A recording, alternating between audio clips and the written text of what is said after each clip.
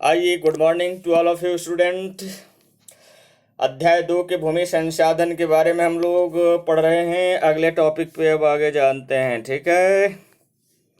चलिए, वन भूमि हो गया है। वन भूमि के बाद हम लोगों को पढ़ना है अब उपवन भूमि, ठीक है। उपवन भूमि, उपवन भूमि किसे कहते हैं इसके बारे में अब हम लोग जानेंगे, ठीक है। चलिए, उपवन भूमि के बारे में जानते हैं, है ना। क्या है उपवन भूमि, किसको कहते हैं उपवन भूमि, ठीक है। तो देखिए, उपवन, पहले तो ये इसके बारे में समझ लेते हैं कि ये उपवन किसको कहते हैं। उपवन अर्थात कहते हैं ना कि भाई उप, अब अध्यक्ष होता है तो आप जानते हैं उप अध्यक्ष, मतलब उस वन का, यानी वन का एक सहायक कहा जाए, एक उपवन है, यानी उसी टाइप का एक छोटा भाग, है ना भाई। देखिए, अध्यक्ष सबसे बड़ा हो गया तो अध्यक्ष का जो छोटा भाग होगा वो उपाध्यक्ष होगा, माने छोटे। अगर अध्यक्ष नहीं है तब वो काम करेंगे ना, अर्थात जंगल अगर सब खत्म होगा तो ये उपवन जंगल के रूप में काम कर रहे हैं। ठीक उसी प्रकार उपवन है, उपवन यानी उपवन वैसे वन को कहते हैं जहाँ पे बाग बगीचे लगे हों। बगीचे आप तो जानते होंगे, बाग बगीचे। अब वो कैसा बगीचा, जहाँ पे क्या होगा, वहाँ पे पूरे फलदार वृक्ष लगे होंगे, जैसे आम, जामुन, इमली, है ना, लीची, ठीक है, अमरूद, बिही। तो इस तरह के पेड़ उसमें बहुत सारे लगे होंगे, फलदार वृक्ष जैसे सेब, संतरा, अंगूर, इस टाइप के सारे वृक्ष लगे होंगे, जो वो क्या कहलाएंगे, उपवन। यानी अब जिस भूमि पर वैसा बाग बगीचा लगा हुआ होगा उसे हम उपवन भूमि कहेंगे। बात समझ में आ गया। आइए आगे इसी में देखते हैं अब ना। इस वर्ग में, यानी इस वर्ग में ऐसी भूमि सम्मिलित की जाती है जिस पर बाग बगीचे लगे होते हैं। क्या लगे होते हैं, बाग बगीचे लगे होते हैं, ठीक है। अथवा यह अनेक प्रकार के ऐसे पेड़ों वाली भूमि है जिनसे फल आदि प्राप्त होते हैं। फल, खाने वाला फल, आम खा लो, देख लो आम, आजकल ही तो आम ही मिलते होंगे, इमली मिलते होंगे, है कि नहीं। आम, इमली, लीची और क्या मिलेंगे, है ना, बहुत सारे फल अभी भी मिलेंगे, ठीक है। तो भारत में पिछले 60 वर्षों में बगीचों के पेड़ों को काटकर, कहाँ के पेड़ों को काटकर, बगीचों के पेड़ों को काटकर इस भूमि को कृषि एवं अन्य उपयोग में लिया गया है ना। किस में लिया गया है, भूमि को कृषि एवं अन्य उपयोग में लिया गया है। इस कारण विगत 60 वर्षों में यह 7% से कम होकर 1% रह गया है, ठीक है। तो इस तरह से इसमें जो है क्या है, कमी आया है। किस लिए कमी आया, आप जान रहे हैं ना कि कमी इसलिए आया जो कि क्या हो गया, उस भूमि को उपयोग में ले लिए, किस क्षेत्र में ले लिए, कृषि सेक्टर में। किस सेक्टर में, कृषि सेक्टर में, ठीक है, किस सेक्टर में ले लिए, कृषि सेक्टर में। तो उपवन भूमि के बारे में आप समझ गए होंगे किसको कहते हैं, है ना ये। चलिए अगला है कृषि भूमि। कृषि भूमि के बारे में जानते हैं अब, कृषि भूमि, ठीक है। आइए कृषि भूमि के बारे में जानते हैं। कृषि भूमि जिसे एग्रीकल्चर लैंड कहेंगे। हमारे देश के विशाल भाग पर खेती होती है। बिल्कुल सच बात है, हमारे देश के विशाल भाग पर, बहुत बड़ा, विशाल मतलब क्या, बहुत बड़ा भाग पर क्या होता है, खेती होता है। और यह हमारे अधिकांश लोगों को रोजगार प्रदान करता है या उपलब्ध कराता है। ठीक है, ये कृषि सेक्टर का भाग है। कृषि भूमि से ही हमें अनाज प्राप्त होता है, जिसे खा करके हम जो है जिंदा रहते हैं। कहाँ से प्राप्त होता है? बुश भगवती धरती माँ से होता है ना? तो कृषि भूमि से होता है। ठीक है। और कुछ उद्योगों को कच्चा माल भी प्राप्त होता है। किससे प्राप्त होता है? इसी कृषि भूमि से। जैसे कच्चा माल क्या? कपास। किस लिए? वस्त्र निर्माण करने के लिए। वो कच्चा माल है, कृषि भूमि द्वारा होता है। नील का खेती है कि नहीं? गन्ने का खेती, ये कच्चे माल हैं, उद्योग में जाते हैं कि नहीं जाते हैं? तो क्या है ये? कच्चे माल। ठीक है। भारत में 1950-51 में, यानी भारत में 1950-51 में 42% अर्थात 42% भाग पर कृषि भूमि थी। कब? 1950-51 में 42% भाग पर कृषि भूमि थी। हम लोग चार्ट में समझे थे, याद आ रहा है ना? जो आज के समय में 46% है। आज के समय में कितने प्रतिशत है?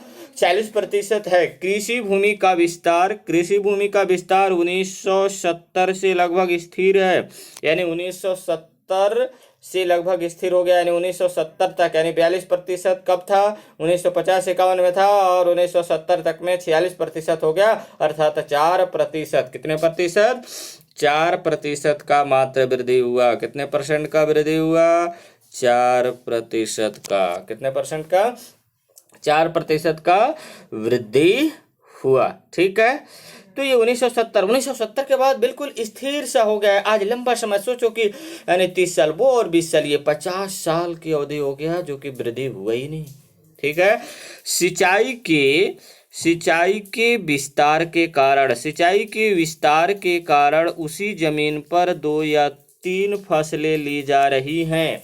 जब सिंचाई की सुविधा नहीं था तो फसल एक लिया जाता था। जब मानसून होता था, यानी मानसूनी वर्षा होती थी, तब बस लिया जाता था बरसात वाला खेती, उसके बाद तो खेती लिया ही नहीं जाता था। लेकिन सिंचाई की सुविधा उपलब्ध होने के कारण ठंडी में भी और गर्मी में भी खेती की जाती है। ठीक है। लेकिन भारत केवल बहुत इम्पोर्टेंट है, ध्यान देना, लेकिन भारत केवल 38.75% कृषि भूमि सिंचित है। भारत में कितने परसेंट कृषि भूमि सिंचित है? यानी भारत के केवल 38.75% कृषि भूमि सिंचित है। अब आप समझ लीजिए कि इतने कृषि भूमि क्या है? सिंचित है। अब सोच लीजिए कि बाकी आपका कहा जाए लगभग 60% कृषि भूमि ऐसे हैं जो कि असिंचित क्षेत्र में हैं। अब सोचो, है ना? तो भारत तो ऐसे भी गाँवों का देश और गरीबों का देश है। ठीक है। अगर 100% सिंचित क्षेत्र हो जाए तो लोगों की गरीबी खत्म हो जाए, है ना? और उसी पर एक से अधिक फसल ली जा सकती है। मतलब एक से अधिक फसल कहाँ से ली जाती है? सिर्फ वहीं जहाँ सिंचाई की सुविधा उपलब्ध होगा। सिंचाई की सुविधा जहाँ उपलब्ध होगा वहीं से तो लिया जाएगा ना। कि ऐसे ही ये देखो यहाँ से, यानी जितने परसेंट भूमि पर सिंचाई की सुविधा है उतने पर से क्या लिया जाएगा? जो है डबल फसल, अर्थात 2 फसल का उत्पादन, 3 फसल का उत्पादन किया जा सकता है। ठीक है। अब अगला आइए, अकृषि भूमि। किस भूमि के बारे में बातें हम लोग देखते हैं? अकृषि भूमि। ठीक है। अकृषि भूमि, ठीक, देखते हैं अकृषि भूमि के बारे में। ये आइए, ठीक है। इसके अंतर्गत वो सारी जमीन गिनी जाती है जिस पर खेती नहीं की जा सकती है। खेती मतलब जहाँ फसल नहीं उगाया जा सकता है, तथा जिसे गैर कृषि उपयोग में लिया जाता है। अच्छा, गैर कृषि कहने का मतलब जो जहाँ पे खेती किसानी नहीं किया जाता हो, तो क्या होगा? जैसे हिम आच्छादित पर्वत, यानी वो ऐसा पर्वत, यानी पर्वत तो आप जानते हैं ना, ऐसे ऐसे होते हैं, तो ये ऐसा पर्वत है जहाँ पे क्या है, बर्फ जमा हुआ है। इस पे बर्फ जमा हुआ था। हिम आच्छादित पर्वत माने हिम से छाया हुआ पर्वत। किससे छाया हुआ? हिम से छाया हुआ पर्वत। में हिम छाया दूँ उसमें, चलो छवा देता हूँ। देखो ये देखो, हिम इसमें जम गया है, यहाँ भी हिम जम गया है। हिम तो मतलब ऐसा भूभाग जहाँ पे क्या हो, हिम आच्छादित पर्वत हो। उसके बाद अगला है रेत का टिल्ला, यानी वो कौन सा टिल्ला? रेत के टिल्ले। रेत के टिल्ले कहाँ मिलेंगे? राजस्थान में।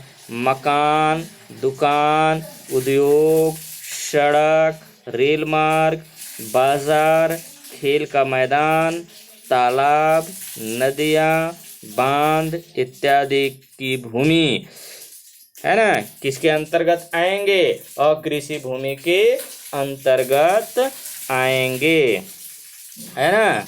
ये अकृषि भूमि के अंतर्गत आएंगे। ठीक है, तो आगे देखते हैं। विगत वर्षों में औद्योगिकरण, विगत वर्षों में औद्योगिकरण, नगरीकरण, नगरीकरण एवं यातायात, नगरीकरण एवं यातायात, नगरीकरण एवं यातायात में वृद्धि के कारण अकृषि भूमि का तेजी से विस्तार हुआ है। एकदम बिल्कुल ध्यान रखना कि अकृषि भूमि का विस्तार कैसे हुआ है। नगरीकरण एवं यातायात में वृद्धि के कारण अकृषि भूमि का तेजी से विस्तार हुआ है। और राष्ट्रीय भूमि उपयोग में 1950 और 2010 के बीच इसका अनुपात, राष्ट्रीय भूमि उपयोग में 1950 और 2010 के बीच का अनुपात 4% से 9% हो गया है। यानी पहले कितना था? 4%। 1950 में 4%, कब था? 1950 में, यानी 1950 में 4%। ठीक है, लेकिन 2010 में कितना? 9%। तो अब देख लिए, ये ऐसा रहा, हो गया है। आज अकृषि कार्यों में जैसे औद्योगिकरण, नगरीकरण इत्यादि में कृषि भूमि को अधिग्रहण करने की मांग की जा रही है ना। यानी जैसे औद्योगिकरण, नगरीकरण इत्यादि में कृषि भूमि को अधिग्रहण करने की मांग की जा रही है। अधिग्रहण यानी उस भूमि को, मतलब ऐसा भूमि है जो कि कृषि भूमि को भी अधिग्रहण किया जा रहा है, माने जहाँ पे लोग खेती किसानी कर रहे हैं उस भूमि को ही मांगा जा रहा है कि उस पर औद्योगिकरण लगाना है, यानी उद्योग लगाना है और नगर बसाना है। लोग अब धीरे धीरे उसे अधिग्रहण करने लगे हैं। अधिग्रहण के बारे में हम लोग अभी और जानेंगे, जैसे कि सरकार इसको अधिग्रहण करती है और उसके बदले मुआवजा दे देती है लोगों को और अलग बसा देती है। ठीक है है ना। आगे आइए, किस तरह की कृषि भूमि का उपयोग इस प्रकार बदला जाए और किसानों को इसके लिए उचित मुआवजा कितना मिले, इस पर आज गहन विवाद चल रहा है। उचित मुआवजा मिले, है ना, इस पर गहन विवाद चल रहा है। अगर उपजाऊ बहुफसली भूमि पर उद्योग लगे तो अनाज उत्पादन और देश की खाद्य सुरक्षा प्रतिकूल प्रभाव पड़ेगा। स्वाभाविक सी बात है कि जहाँ पे बहुफसली भूमि है, जहाँ पे कृषि एक से, यानी फसल एक से अधिक लिया जा रहा है, कहने का मतलब बरसात में भी लिया जा रहा है और ठंडी में भी लिया जा रहा है और गर्मी में भी लिया जा रहा है, तो ऐसे भूभाग पर बिल्कुल ही नहीं लगाया जाएगा उद्योग या नगर नहीं बसाया जाएगा। ठीक है, इतना ये भी ध्यान रखना है ना। ठीक है, अतः केवल हम उपजाऊ जमीन को इस तरह के काम में लिया जाना उचित है। इसी तरह किसानों को उनकी जमीन के बदले किस तरीके से मुआवजा दिया जाना चाहिए, इस तरह, यानी इस पर भी विवाद चल रहा है। अगर किसी जमीन के उपयोग को बदला जाता है तो उसकी कीमत कई गुना बढ़ जाती है ना। लेकिन किसानों का मुआवजा कृषि भूमि के आधार पर निर्धारित किया जाता है। इससे किसान को अपने जमीन के बढ़े हुए मूल्य का फायदा नहीं मिल पाता है कि नहीं। तो ये रहा आपका जो है अकृषि भूमि। बिल्कुल आप समझ गए होंगे, कोई वैसा क्रिटिकल है नहीं, है ना, जो कि समझ में ना आए, है कि नहीं। तो चलिए अगला देखते हैं आप परती भूमि के बारे में। ये बहुत इंपॉर्टेंट है ना, क्योंकि ये परीक्षा में हर बार पूछे जाते हैं। ये जितने पॉइंट है ना भूमि उपयोग के, वो पूरी पॉइंट पूछे जाते हैं। कभी ये परती भूमि आ गया तो कभी बंजर भूमि, तो कभी अकृषि, तो कभी कृषि, कभी उपवन, तो कभी वन, है ना, ऐसे आते रहते हैं। इसलिए विशेषतः आपको विशेष इसमें ध्यान देना है ना, ठीक है। तो परती भूमि अक्सर किसान कमजोर जमीन को परती छोड़ देते हैं। किसान किसको परती छोड़ देते हैं? कमजोर, अर्थात जमीन भी कमजोर होता है क्या, वो भी बलवान है क्या, है? ये क्या बात कहा गया? अरे हाँ, देखो ये लड़ाई लड़ने वाला योद्धा टाइप का नहीं, वो वैसे भूमि है जिस भूमि में उपजाऊ की क्षमता कम हो गई है, उसे कमजोर भूमि कहते हैं, ठीक है। तो ये है ताकि जमीन की उर्वरता पुनः स्थापित हो। यानी परती छोड़ने पर 1 साल 2 साल परती छोड़ देने पर वो पुनः क्या हो जाता है, अपनी उर्वरा शक्ति को स्थापित कर लेता है।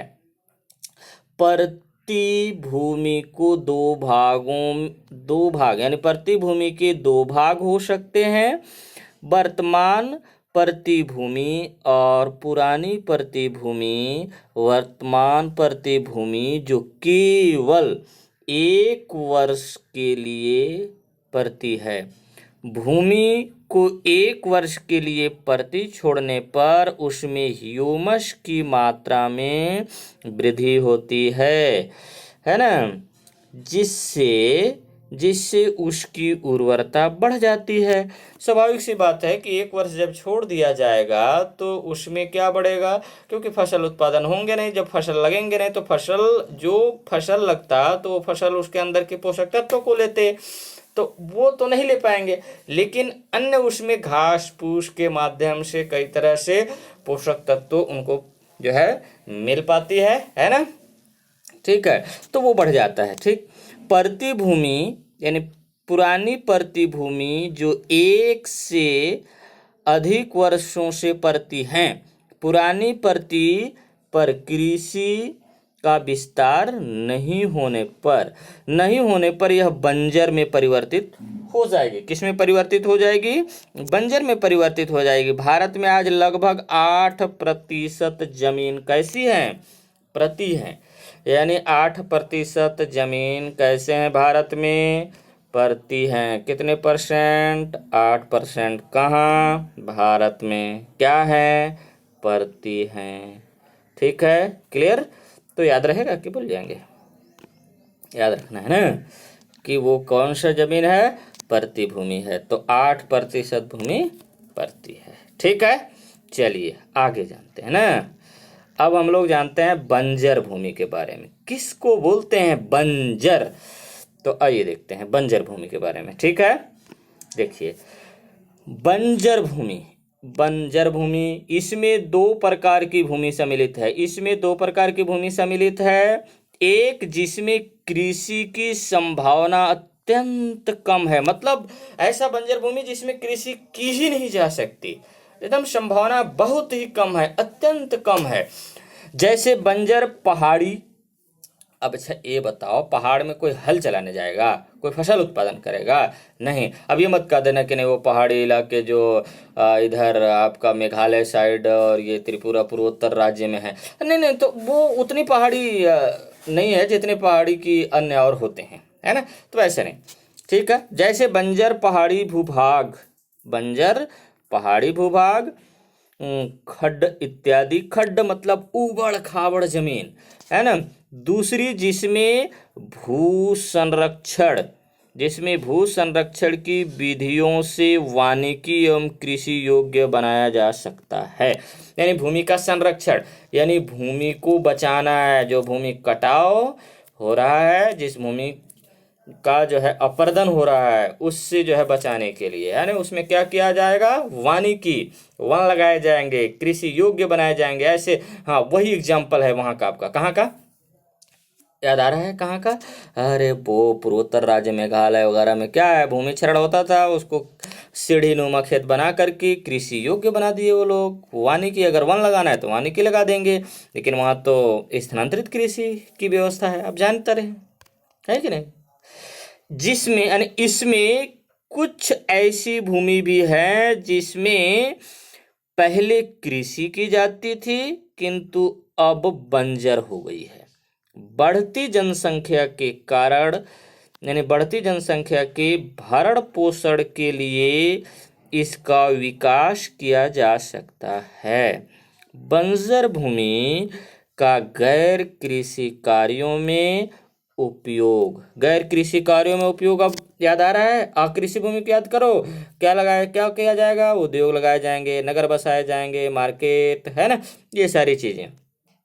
वन विभाग द्वारा अधिग्रहित किए जाने एवं उन्नत तकनीक से कृषि भूमि के रूप में परिवर्तित किए जाने के कारण विगत 60 वर्षों में भूमि 21% से कम होकर 10% रह गई है। अब वहाँ पे अकृषि अर्थात जहाँ पे उद्योग लगाने लगे लोग और कुछ नए नए तकनीक ला करके उसे कृषि भूमि के रूप में भी परिवर्तित करने लगे। अब आप देख रहे हैं कि कितने परसेंट, यानी 21 था, कितना हो गया 10, यानी ये 1950-51 में, ये 1950 में 21% था, जो घट करके माइनस होकर के कितने परसेंट रह गया है, 10%। कब? 2010 में। ठीक है, आगे बढ़ा जाए, चलिए आगे बढ़ते हैं। अब आते हैं चराई भूमि, देखते हैं चराई भूमि के बारे में। ठीक है, चराई भूमि, आइए देखते हैं चराई भूमि के बारे में। चराई भूमि, ठीक है, तो चराई भूमि देखिए, चराई भूमि इसके अंतर्गत, यानी इसके अंतर्गत वह भूमि सम्मिलित की जाती है जो स्थायी चारागाह क्षेत्र तथा किसी भी प्रकार की चराई भूमि होती है।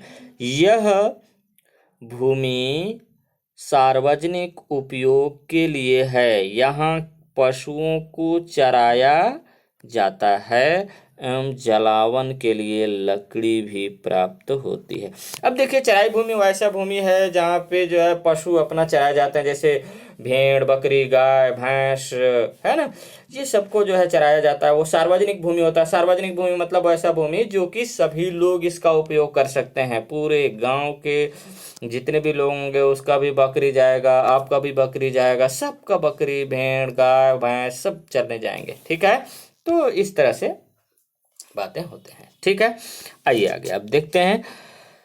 भारत में 1950-51 से 1970-71 में इसमें वृद्धि हुई, किंतु विगत 40 वर्षों में इसमें कमी आ रही है।